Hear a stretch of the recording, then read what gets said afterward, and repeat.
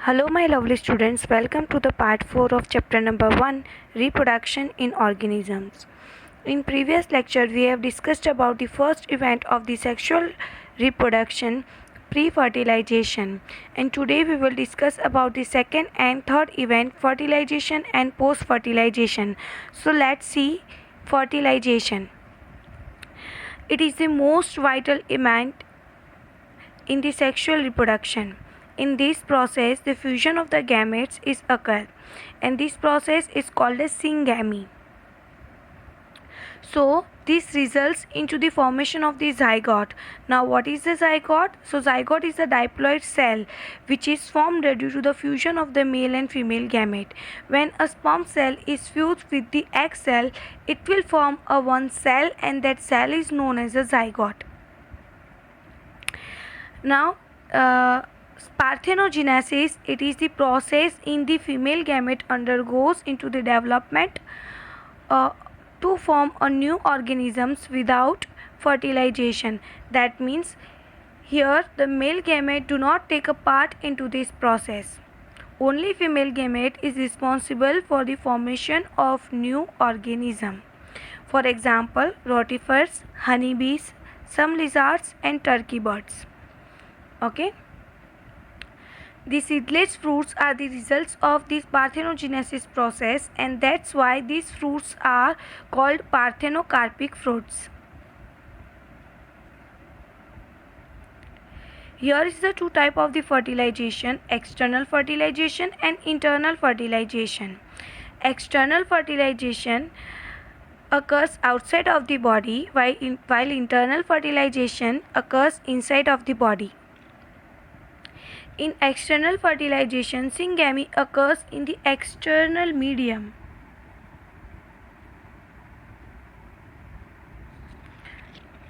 For example, most of the time the medium is the water, that is the outside of the body of the organisms. Let's take an example of the frog. Male frog releases the sperms inside the water, and the female frog releases the eggs inside the water. And here the syngamy occurs inside the water, and zygotes are formed inside the water. So here we can say that the surrounding medium, it enhances the syngamy. The major disadvantage of this external fertilization is the offsprings are extremely vulnerable to the predators, and so there is a threatening of their survival up to the adulthood.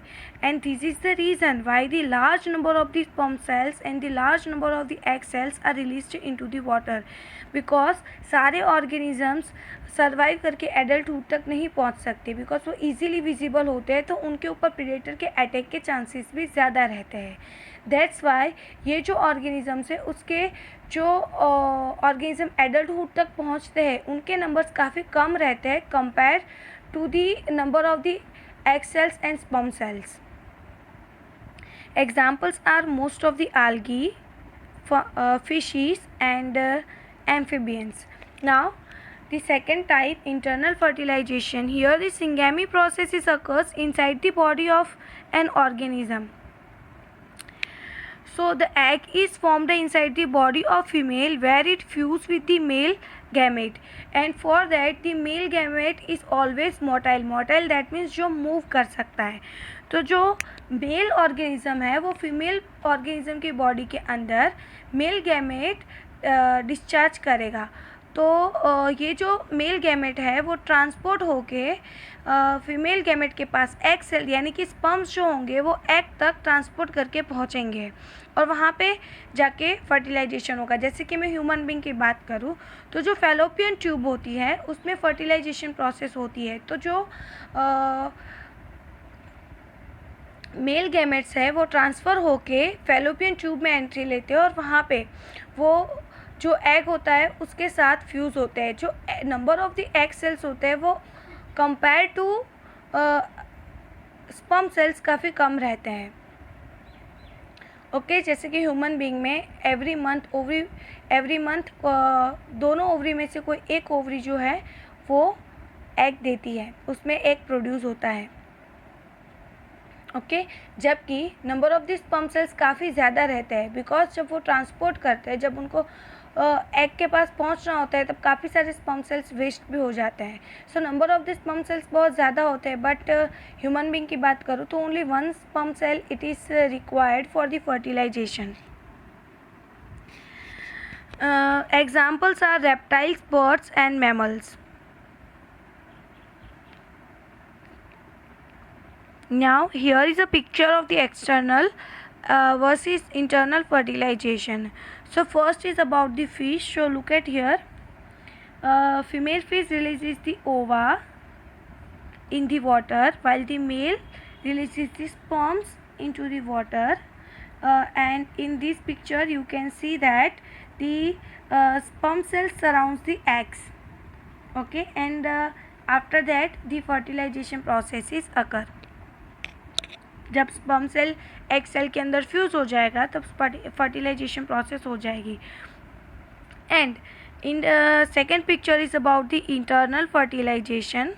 In this you can see that there is a fertilization between a cock and hen, into which a cock releases the sperm cells inside the body of the hen, and the fertilization is occurs inside the body of the hen. तो इसकी body में egg बन रहा है और फिर वो body के आउटसाइड रिलीज होगा. Now look at here the third picture. It is an example of the external fertilization. These are the eggs of the frogs.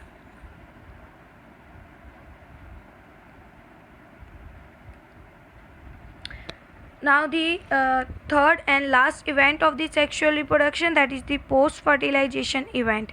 So events in the sexual reproduction after formation of the zygote are called post fertilization events.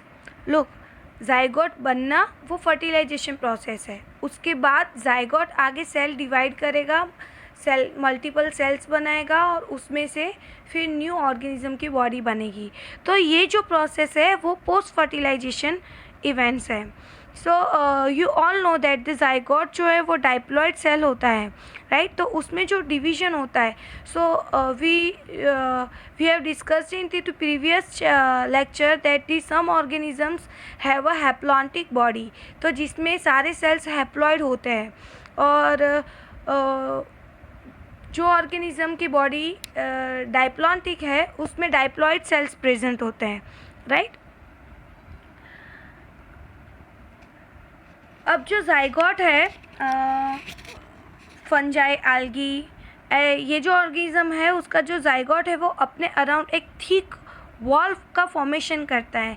This wall is resistant to the desiccation and damage. So we can say that this wall is protect the zygote into the unfavorable condition, and when it get the favorable condition, at that time it will germinate. So before the germination it undergoes in the period of the rest. Okay, now let's see कि haplontic plant, डाइप्लॉन्टिक plant और हैप्लोडाइप्लॉन्टिक plant, ये plant की जो life cycles आपने 11th standard में पढ़ी होगी. तो ये जो इस टाइप के प्लांट्स है उसमें ज़ाइगोट में सबसे पहला डिवीजन कौन सा होता है.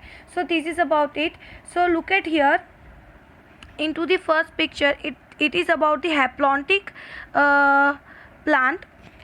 सो जो प्लांट्स हैप्लॉन्टिक होते हैं जैसे कि वॉलवॉक्स, पायरोगायरा, क्लैमिडोमोनास, ये प्लांट्स में जो बॉडी होती है वो हैप्लॉइड होती है. दैट मीन्स बॉडी के सारे सेल्स हैप्लॉइड होते हैं. ओके, तो और जो ज़ाइगोट होता है वो तो कैसा होता है, डाइप्लॉइड होता है, मतलब कि 2n होता है. सॉरी, जो ज़ाइगोट है वो क्या है, 2n है. और बॉडी में जो सेल्स होते हैं वो कैसे होते हैं, ओनली n हैप्लॉइड सेल्स होते हैं. सो दैट्स वाई ज़ाइगोट में फर्स्ट प्रोसेस जो होगी वो मियोसिस प्रोसेस होगी. कौन सी प्रोसेस होगी, मियोसिस प्रोसेस. मियोसिस प्रोसेस से जो स्पोर्स प्रोड्यूस होंगे वो हैप्लॉइड स्पोर्स प्रोड्यूस होंगे, और फिर ये हैप्लॉइड स्पोर्स आगे जाके माइटोसिस प्रोसेस करेंगे. तो यहाँ पे जो प्रोसेस होगी वो कौन सी होगी, माइटोसिस प्रोसेस होगी. ये जो एरो है यहाँ पे जो प्रोसेस होगी वो माइटोसिस प्रोसेस होगी, और फिर उसमें से मेल फीमेल गैमेटोफाइट बनेंगे, गैमेटोजेनेसिस होगा, एंड गैमेट्स के बीच में सिंगैमी होके अगेन जाइगोट बन के ये प्रोसेस रिपीट होगी। अगर हम डायप्लॉन्टिक प्लांट की बात करें तो उसमें जाइगोट सबसे पहले माइटोसिस प्रोसेस करेगा। क्यों? बिकॉज ये जो प्लांट है उनकी बॉडी डायप्लॉइड है और जाइगोट भी डायप्लॉइड है, तो ऑब्वियस है कि after division number of chromosome same रहने चाहिए। तो नंबर ऑफ क्रोमोसोम कौन सी डिवीजन में सेम रहते हैं? माइटोटिक डिवीजन में सेम रहते हैं, right. So that's why look at here कि यहाँ पे जाइगोट भी 2n है एंड स्पोरोफाइट भी 2n है। तो यहाँ पे प्रोसेस कौन सी होगी? फर्स्ट डिवीजन कौन सा होगा?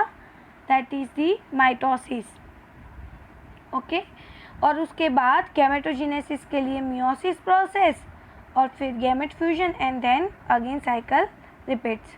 अब हैप्लोडाइप्लॉन्टिक की बात करें तो हैप्लोडाइप्लॉन्टिक लाइफ साइकिल में जाइगोट जो होता है वो सबसे पहले माइटोसिस प्रोसेस करके स्पोरोफाइट बनाएगा। सो लुक एट हियर, ये जाइगोट ने क्या बना दिया? स्पोरोफाइट बना दिया। सो दोनों 2n है, यहाँ पे भी 2n है, यहाँ पे भी 2n है, यानी डायप्लॉइड में से डायप्लॉइड सेल्स जनरेट हुए हैं। उसके बाद वो मियोसिस प्रोसेस करेगा तो स्पोर्स प्रोड्यूस होंगे। अब ये स्पोर्स जो है वो आगे डेवलप होंगे मेल गैमेटोफाइट और फीमेल गैमेटोफाइट में। कुछ स्पोर्स मेल गैमेटोफाइट में डेवलप होंगे तो कुछ स्पोर्स फीमेल गैमेटोफाइट में डेवलप होंगे, ठीक है। और उसके बाद गैमेटोजेनेसिस प्रोसेस होगी। फीमेल गैमेटोफाइट में से फीमेल गैमेट्स प्रोड्यूस होंगे और मेल गैमेटोफाइट में से मेल गैमेट्स प्रोड्यूस होंगे। And then syngamy process, zygote formation and again repeats. So यहाँ पे आपको जो है वो होल प्रोसेस तो नहीं लिखनी है, आपको सिर्फ जो पहला डिवीजन कौन सा हो रहा है उसके बारे में लिखना है। So remember one thing, only in haplontic plant the first division after the formation of the zygote is meiosis, and in remaining two, that means in diplontic plant and in haplodiplontic plant like bryophytes and pteridophytes and gymnosperm and angiosperm, zygote undergoes into the mitosis in first division.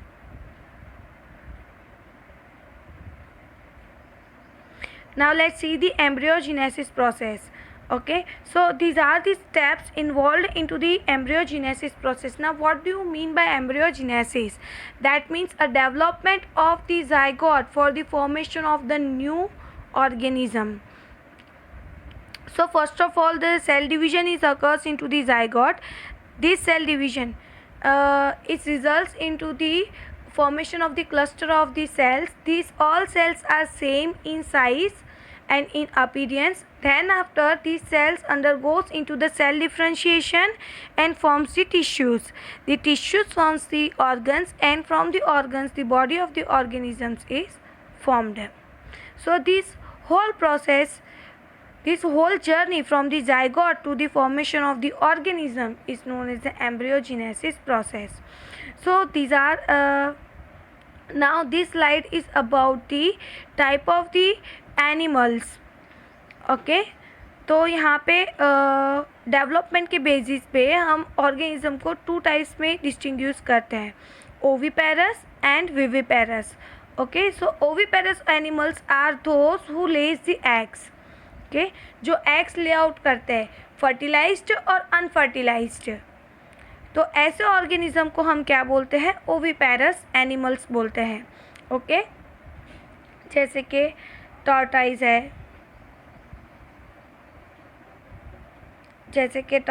है,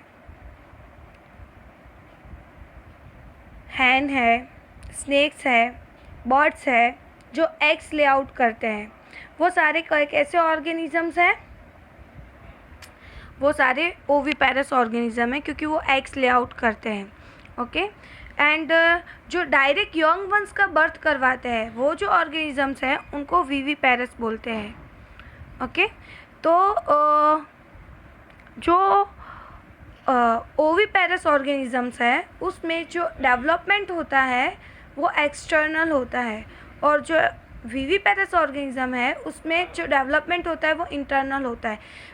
don't confuse, internal and external fertilisation वो different thing है, and development internal and external वो भी different thing है। मतलब कि जो oviparous organism है वो ओविपेरस ऑर्गेनिज्म ने एग लेआउट किया, तो वो एग में क्या है, sperm cell and egg cell का फ्यूजन है, मतलब वो एग में जाइगोट प्रेजेंट है, राइट। अब ये जाइगोट में से न्यू ऑफस्प्रिंग बनेगा, वो कहाँ बनेगा, बॉडी के आउटसाइड बनेगा, मतलब ये जो एम्ब्रियोजेनेसिस प्रोसेस हुई वो कहाँ हुई, बॉडी के बाहर की साइड, दैट्स वाई वो एक्सटर्नल डेवलपमेंट हुआ। और अगर मैं दूसरा एग्जांपल ह्यूमन बींग को लेके बात करूँ, तो उसमें जो न्यू ऑर्गेनिज्म बनता है after the formation of zygote, वो फीमेल की बॉडी के अंदर बनता है, दैट्स वाई हम उसको क्या बोल सकते हैं, इंटरनल डेवलपमेंट बोल सकते हैं, क्योंकि वो बॉडी के अंदर की साइड हुआ है, दैट्स वाई। अब अगर बॉडी के आउटसाइड डेवलपमेंट होगा तो ऑब्वियस है it needs the protection. For the protection in oviparous organisms the eggs have a hard calcareous cells, okay, जिसकी वजह से एनवायरनमेंट में उनका प्रोटेक्शन हो जाए और वो जो ऑर्गेनिज्म होते हैं वो उसको सेफ प्लेस पे एग्स ले आउट करते हैं और फिर उसमें से young ones after the incubation of the period hatch out होते हैं। अब विविपेरस ऑर्गेनिज्म की बात करें तो एम्ब्रियोनिक केयर एंड प्रोटेक्शन जो होते हैं वो उसकी वजह से उनके सर्वाइवल के चांसेस बढ़ जाते हैं, बिकॉज जो यंग वंस होते हैं वो फीमेल की बॉडी के अंदर उनका डेवलपमेंट होता है, दैट्स वाई उनके सर्वाइवल के चांसेस ऑलवेज ओविपेरस से ग्रेटर रहते हैं। अब पोस्ट फर्टिलाइजेशन चेंजेस की बात करें तो जाइगोट जो होता है वो ओव्यूल के अंदर फॉर्मेशन होता है उसका। अब यहाँ पे आपको पोस्ट फर्टिलाइजेशन के चेंजेस शो किया है। तो फर्स्ट चेंज ये है कि जैसे ही फर्टिलाइजेशन होता है सेपल्स, पेटल्स एंड जो स्टेमेंस होते हैं वो विथर हो जाते हैं एंड फॉल ऑफ हो जाते हैं। Okay, so after the fertilization the sepals, petals and stamens of the flowers wither and fall off, because अब उसकी नीड नहीं होती है।